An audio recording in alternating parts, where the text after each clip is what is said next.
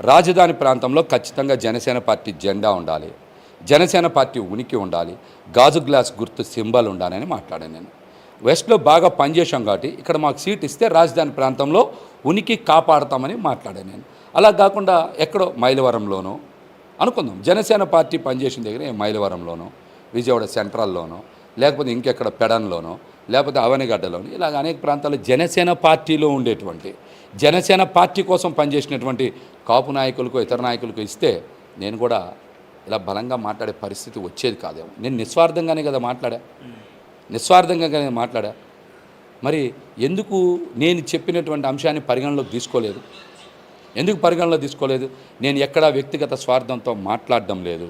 25 కేజీల బియ్యం కాదు, 25 సంవత్సరాల భవిష్యత్తు ఇస్తానన్నటువంటి వ్యక్తి 21 సీట్లలో కేవలం 10 సీట్ల లోపే జనసేన పార్టీకి కేటాయించి 11 సీట్లు మెజార్టీ తెలుగుదేశం పార్టీకి కేటాయిస్తే దీన్ని మ్యాచ్ ఫిక్సింగ్ అంటారా, ప్యాకేజ్ అంటారా, ఆర్థిక వనరుల కోసం అంటారా, 25 సంవత్సరాల భవిష్యత్తు కోసం అంటారా అనే దాని మీద స్పష్టంగా జనసేన పార్టీ నాయకులు కానీ, నాదెండ్ల మనోహర్ కానీ, పవన్ కళ్యాణ్ గారు కానీ సమాధానం చెప్పాలి.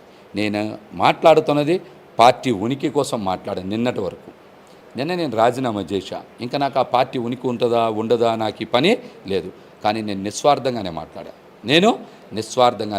సార్, మీరు వెళ్ళాలనుకుంటున్న పార్టీ సంక్షేమ పథకాలు ఇచ్చే వ్యక్తి, మాట మీద నిలబడే వ్యక్తి మీద మీరు విమర్శలు చేశారు. అక్కడ ఎంతవరకు మీరు రిజిస్ట్ అవ్వగలరు అనేది కదా. మీరు ఒకటే గుర్తుపెట్టుకోండి,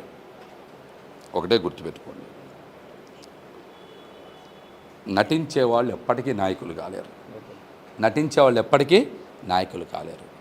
నమ్మించి గొంతు కోసే వ్యక్తులు ఎప్పటికీ నాయకులు కాలేరు. ప్రజలకి మంచి చేయలేరు.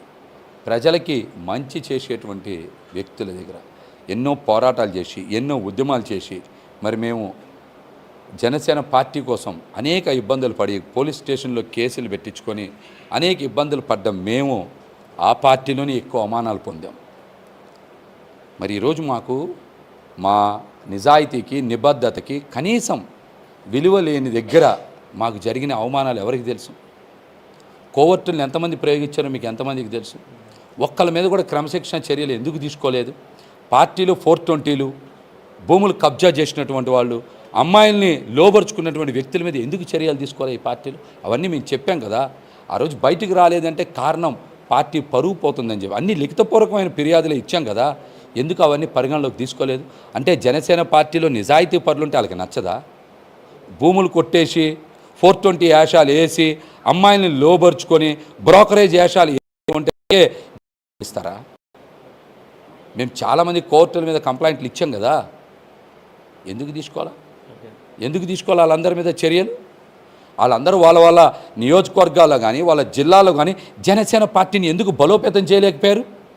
పనిచేసే నా దగ్గర ఇబ్బందులు గురి చేశారు కానీ వాళ్ళ స్థానాల్లో ఎందుకు పనిచేయాల? మంచి చేయడానికి ఎక్కడ జనసేన పార్టీ ముందుకు రాలా. మంచి చేసే నాలంటోని ఎలాగన్నా ఇబ్బందులు పెట్టాలి, ఎలాగన్నా అవమానాలకు గురి చేయాలని ప్రయత్నం చేశారు. ఇవన్నీ ఎందుకు పళ్ళ బిగువును భరించామంటే ఈ పార్టీ బాగుండాలని కోరుకున్నాం. కానీ మేము పొత్తులు జరిగిన తర్వాత ప్రతి ఒక్క అంశాన్ని మీరు క్లియర్గా పరిశీలించండి. యావత్ రాష్ట్రంలో ఉండేటువంటి కాపు సామాజిక వర్గం కానీ, జనసేన పార్టీ నాయకులు కానీ, వీర మహిళలు కానీ, కార్యకర్తలు కానీ 45 స్థానాలు వస్తాయని ఆశించాం. తర్వాత 36 అన్నారు, తర్వాత 32 అన్నారు. పవన్ కళ్యాణ్ గారికి లక్కీ నెంబర్ 5. 32 అన్నారు. 32 పోయి ఎక్కడికి వచ్చింది? 24 అన్నారు. 24 నుంచి 21 అన్నారు. అందులో అసలు మా స్థానాలు ఉన్నాయో 9, 10. ఇటువంటి అంశాల మీద మాట్లాడడం తప్పేంటి?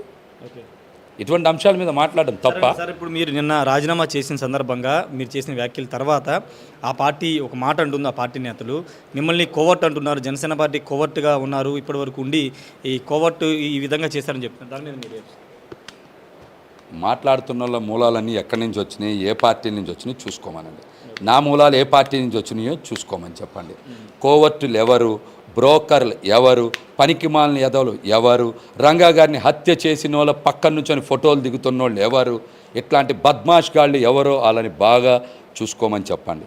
రాత్రిపూట రాత్రి పూట 10ంటికి కూడా మందు తాగి అన్న నాకు సీటు రాలేదు, నేను ఎమ్మెల్యే అభ్యర్థి పక్కన తిరగట్లేదు, నువ్వే ధైర్యంగా మాట్లాడుతున్నావు, మేము పిరికేదలం ఏమీ మాట్లాడలేకపోతున్నాం, వాళ్ళు ఇచ్చి 5 లక్షలు 10 లక్షలు తీసుకొని అక్కడే 2 జెండాలు ఇటో జెండా తీసేసి జనసేన జెండా తీసేసి వేరే జెండాలు మోస్తామని చెప్తుంది ఎవరో ఒకసారి సమాధానం చెప్పండి. కిరణ్ రాయలు బండి రామకృష్ణ వీళ్ళిద్దరు కూడా కామెంట్ చేస్తున్నారు. పోతిన మహేష్కి జనసేన పార్టీ లేకపోతే గుర్తింపు ఎక్కడి నుంచి వచ్చింది, పవన్ కళ్యాణ్ లేకపోతే గుర్తింపు ఎక్కడి నుంచి వచ్చింది అనేది వాళ్ళు చేస్తున్న కామెంట్. చాలా మంచి ప్రశ్న అడిగారు. పోతిన మహేష్కి ఉద్యమ చరిత్ర ఉంది, పోరాటాల చరిత్ర ఉంది. అది నేను చెప్పుకోవాల్సిన అవసరం లేదు. బీసీ సంక్షేమ సంఘం అనేది ఒక ఉద్యమ సంఘం, కానీ దాని మీద మేము బీసీల ప్రయోజనాలే కాదు సమాజంలో అన్ని వర్గాల ప్రయోజనాల కోసం పనిచేసాం. సమైక్యాంధ్ర ఒక్క బీసీల కోసమే చేశామా, ప్రత్యేక హోదా ఒక్క బీసీల కోసమే చేశామా, ఇళ్ల పట్టాలు ఒక్క బీసీల కోసమే చేశామా, కాల్మనీ సెక్స్ రాకెట్ ఒక్క బీసీల కోసమే చేశామా? ఇలా పోరాటాలు చూసుకుంటే అందులో బీసీ, ఎస్సీ, ఎస్టీ, మైనారిటీ, కాపు, అగ్రవర్ణాలు అందరి కోసం పనిచేశాం. అటువంటి నేపథ్యం ఉన్న నన్ను జనసేన పార్టీలో ఉంటే బాగుంటుందని పవన్ కళ్యాణ్ గారు చెప్పిన తర్వాత అగ్రిగోల్డ్ కోఆర్డినేటర్ ప్రకటించాకే కదా మేము పూర్తి స్థాయిలో పనిచేసాం. అంతకుముందు మాదంతా ఉద్యమ నేపథ్యమే. మేము జనసేన పార్టీకి సానుభూతి పరులుగా ఉన్నాం. కానీ పవన్ కళ్యాణ్ గారు చెప్పిన తర్వాత పూర్తి స్థాయిలో ఆహ్వానించిన తర్వాత మేము జనసేన పార్టీలో పూర్తిగా నిమగ్నమై పనిచేసాం. మమ్మల్ని ఏమి ప్రోత్సహిస్తే నన్నొక్కనే ఎందుకు? ఈ రాష్ట్రంలో 175 నియోజకవర్గాల్లో నుంచిపెట్టుకోపోయారు మనుషుల్ని. ఈ రాష్ట్రంలో పిఎస్సి చైర్మన్ తెనాల్లోనే స్థానిక సంస్థల ఎన్నికల్లో పోటీ చేయలేకపోయారు కదా, అక్కడ ఏం చేశారు వీళ్ళందరూ? గోదావరి జిల్లాలో మొత్తం అన్ని స్థానాలు ఎందుకు పోటీ చేయాలా? స్థానిక సంస్థలు ఎందుకు పనిచేయాలా? విశాఖపట్నంలో ఎందుకు చేయాలా? ఈ ఉమ్మడి 13 జిల్లాల్లో ఎందుకు పనిచేయలేదు చెప్పమనండి. నన్ను ప్రోత్సహించడం ఏంటి? నేను బాగా పనిచేశా, కష్టపడ్డా, కేసులు పెట్టించుకున్నా, డబ్బులు ఖర్చు పెట్టుకున్నా, ఆస్తులు అమ్ముకున్నా, అందుకు నన్ను ప్రోత్సహించారు. మీకు నిజంగా ఎక్కడన్నా ఉంటే ప్రోత్సహించుకోవచ్చు కదా. నాలాంటి వాళ్ళు 100 మందిని తయారు చేయపోని నువ్వు ఒక సీటీ ఇవ్వలేకపోతున్నారు కదా మీరు ప్రోత్సహించడం ఏంటి? నిబద్ధతతో పనిచేసినందుకు మమ్మల్ని ఏం చేశారు? ఉరితాడేసి మా అందరినీ కూడా చంపేశారు. మీరు ప్రోత్సహించడం అంటారు దీన్ని? 2019లో టికెట్ ఇచ్చానని మాట్లాడుతున్నారు. ఈ పార్టీ జెండా పట్టుకొని చాలామంది అనామకులకు టికెట్ ఇచ్చారు కదా, ఈ యదవులకు గుర్తు లేదనుకుంటా, గుర్తు చేస్తా అట్లాంటి వాళ్ళు ఎంతమంది. జనసేన వల్ల మీరు రాజకీయంగా నష్టపోయారని చెప్తున్నారు. ఖచ్చితంగా చెప్పగలను మాట. నా విలువైనటువంటి సమయం, నా విలువైనటువంటి డబ్బు, నా కుటుంబ నేపథ్యం, నాతో పాటు నా బంధువులు, మిత్రులు, జనసేన పార్టీ కేడర్ కూడా నష్టపోయింది. వాళ్ళెవరికి భవిష్యత్తు లేదు. మేము నష్టపోయాం. మళ్ళీ కూడా స్థానిక సంస్థల ఎన్నికల్లో నేను చెప్పలా, పవన్ కళ్యాణ్ గారే చెప్పారు. 1/3 స్థానాలు మాత్రమే మనం తీసుకుంటామని చెప్పి, ఆ 1/3 స్థానాల్లో బీజేపీకి కూడా మళ్ళీ 50% ఇవ్వాలంటున్నారు. అంటే 1/6 అవుతుంది. ఒక నియోజకవర్గంలో 21, 22 డివిజన్లు ఉంటే అప్పుడు 1/6 అంటే 3-4 సీట్లు కూడా రావు. ఆ 3-4 సీట్లు కూడా జనసేన పార్టీ నాయకులకే ఇస్తారనే గ్యారెంటీ ఏంటి? నాలాంటి వాడికే అవకాశం కల్పించకపోతే కింది స్థాయిలో ఉన్న వాళ్ళకేం అవకాశం కల్పిస్తారు? ఖచ్చితంగా వాళ్ళని మోసం చేసే తీరుతారు. అసలు ఈ పార్టీ ఉండదు. ఆల్రెడీ మ్యాచ్ ఫిక్సింగ్లో భాగంగానే తెలుగుదేశం పార్టీ అధిష్టానానికి చంద్రబాబు నాయుడు గారికి పవన్ కళ్యాణ్ గారు ఎప్పుడో ఈ పార్టీని బదలాయిచ్చేశారు. ఫైనల్ కూడా చెప్పండి, ఉగాది రోజున పవన్ కళ్యాణ్ పిఠాపురంలో తన ఇంటిని గృహప్రవేశం చేసుకున్నారు. మీరు కామెంట్ చేశారు, ఆయన భార్య జనావతో గృహప్రవేశం చేయమని దానికి సమాధానం చెప్పమని చెప్పారు. ఈరోజు ఆయన గృహప్రవేశం కేవలం ఆయన ఒక్కడే చేశారు. ఏం చెప్తారు? నేను చెప్పడం ఏంటి? నేనేం చెప్పా? ఎవరైనా సరే ఈ రాష్ట్రంలో ఒక సొంత ఇల్లు కట్టుకున్నప్పుడు ఏం చేస్తారు? అందరూ కూడా భార్యాభర్తలు కలిసి గృహప్రవేశం చేస్తారు.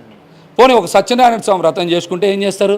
భార్యాభర్తలు కలిసి పట్టుబట్టలు వేసుకొని వెళ్తారు. నేను కూడా చూడాలనుకున్నా కళ్ళతో, నేను కూడా ఇద్దరిని కలిపి చూడాలనుకున్నా. వస్తారా రారా అని చెప్పాల్సింది ఆయన. వస్తారేమోనని ఆశించా. వస్తే నాకు చెప్పండి, నేను కూడా చూస్తా. వచ్చారో లేదో మీరు చూసి చెప్పండి నాకు కూడా. నేనేది చూడలేదు ఇంతవరకు టీవీ. మీరు వస్తారో లేదో చూసి చెప్పండి నాకు. సార్ ఫైనల్గా ఇంకా కొనసాగుతుందా? మీ దగ్గర ఇంకా చాలా ఉన్నాయి బయట పెట్టాల్సిందని చెప్తున్నారు. కొనసాగబోతుందా జనసేన పార్టీ మీద?